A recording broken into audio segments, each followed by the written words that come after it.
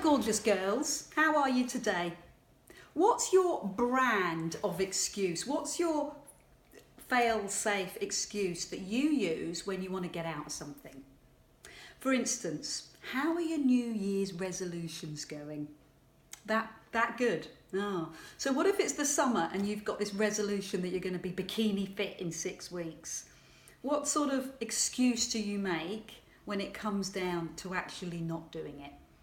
Now, I talked last week in the blog about how difficult it actually is to stick to a resolution because they are way too ambitious, because they are unrealistic, because they are too much like hard work, and because the pressure that you put yourself on. And sometimes these resolutions can cause injury. And you get this sense when you fail of feeling unworthy. That's why resolutions don't work. That's why I talked about habits. They're safer, they're gentle, they're less dramatic, and funnily enough, they're more effective. So replace resolutions with habits. That's my first piece of gem-like advice.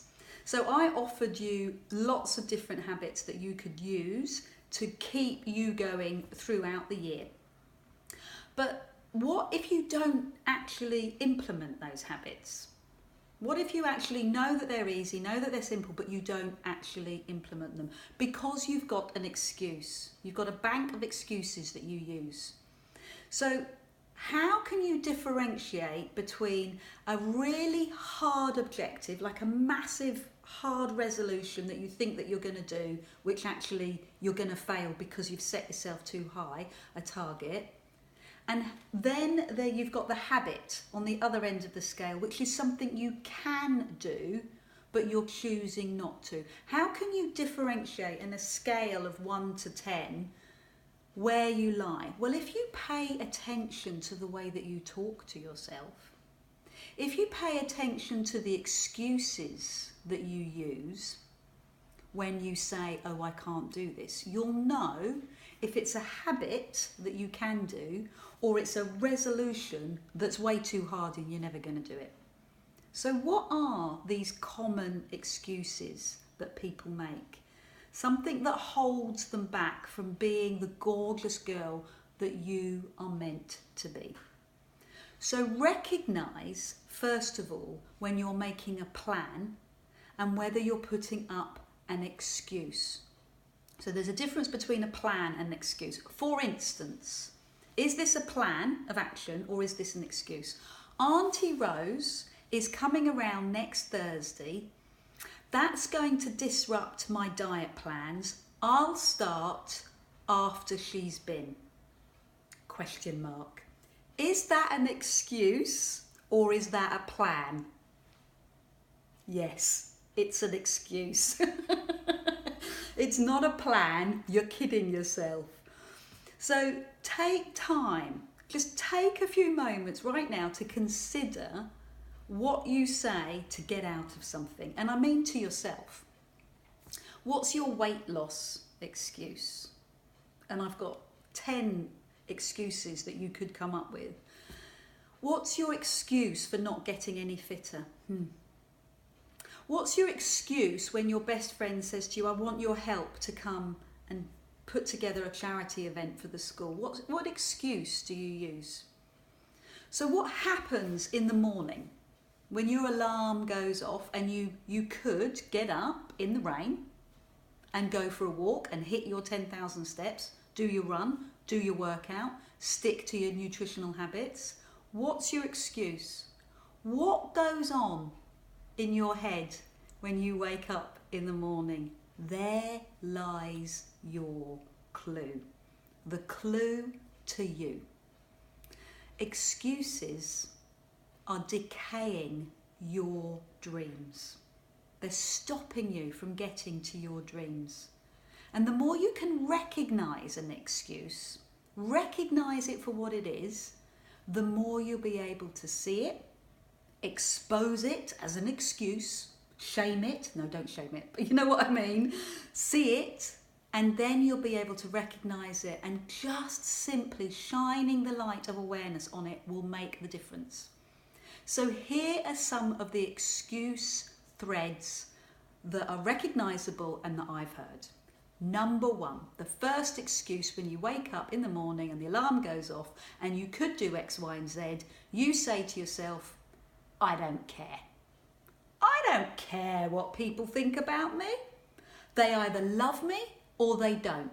They've either got to take me as I am or they don't. Honey, that's an excuse, because we all care what everybody thinks about us. Not so much that it damages us, but in so much that it motivates us. So come on, you know what a compliment feels like. Work it. Get those compliments. Don't say you don't care, because in your heart of hearts, you do. The second excuse, the passive excuse. Oh, my family won't support me. My husband won't support me. That is a classic line. My husband wants to eat this way, therefore I can't eat differently from him. You could bring him on board, or you could eat differently. I have a gorgeous girl who's got on the blackboard everything that she's going to do in the week, and then sometimes, not all the time, she's got a different plan for what her husband and her son are going to eat, and a different plan from her daughter and her that she's going to eat. Everybody's different. She's planned for it. So this passive excuse that my husband won't support me, it's not substantial. The genetic excuse. I've got the fat gene. Nothing can help me. I've got the fat gene. Honey, I've got the fat gene. We've all got the fat gene. Geneticists, researchers, we used to say 10 years ago that genetics played 80% of your lifestyle. So everything that you do is down to your genes. Now it's 20%. 20% of what's actually in your gene profile is going to know what's happened for the rest of your life. The rest of it is lifestyle. So whether or not you've got the fat gene, you can do something about it. It's an excuse. The other one that's a little bit more heartbreaking, excuse number 4, is the victim excuse. My family time means I'm being a victim. My family time means eating crisps in front of the telly. It's how we do it. It's how my family do it, how we enjoy quality time. If you took that away from me, Adele, if you took my family time away from me, then we wouldn't have good quality time. It is a victim excuse. If there's chocolates in the house, I eat them. Okay, but recognise that you're making an excuse. 5, this is a classic, especially with girls. I am too busy. I am too busy to change my life. There is enough going on. I am overwhelmed. And also, I'm a little bit frustrated that nobody else notices quite how busy I am. I am important because I am busy. I recognise all that. I recognise it in myself. It is still an excuse. The more time you take for yourself, the less stressed you're going to be. Number 6, everyone else was going down the pub, so I had to go down the pub. Everyone else had a pudding, I had to have a pudding. The everybody else is doing it excuse. That's a nice one. Number 7, past precedent. So you look to the past. What's happened in the past. So that is therefore going to take you into the future. Really? Really? Diets have never worked for me. Why would this one be different? Okay, I accept that. I understand that. But it doesn't stop you from doing something different. Past precedent doesn't mean that the future is the same. You can change. Number 8. I'm messed up. My childhood was messed up. I can't change because my past hurt me so much.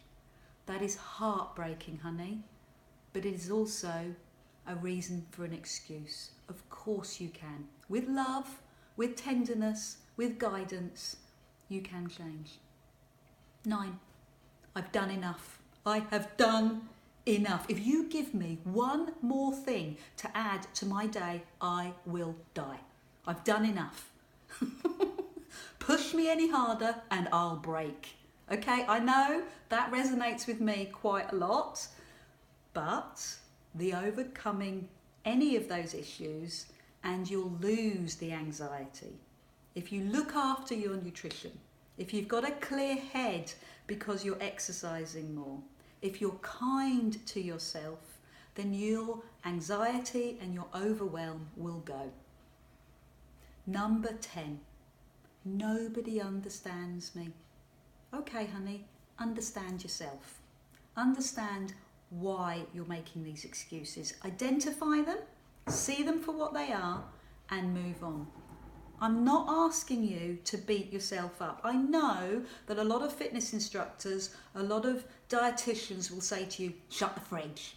Shut the fridge. That's all you need to do. That says more about them than you. Find out how you tick, what excuses you make up, shine the light of awareness, be aware of who you are and how you operate, and then gently, being kind to yourself, move on. See the excuse, notice the excuse, be kind and move on. So, what's your excuse? I would love to know. Make it fun, okay? Have humour. What kind of excuse do you use when somebody asks you to go for a run? Oh, my leg's broken. But be serious for a moment. What stops you getting up in the morning and going out for some exercise? Have a think about it. Let me know because I'm very interested. I'm not nosy, I'm interested. And of course, if you want to talk about it, you can. You can click the link and read the blog, and I will see you soon.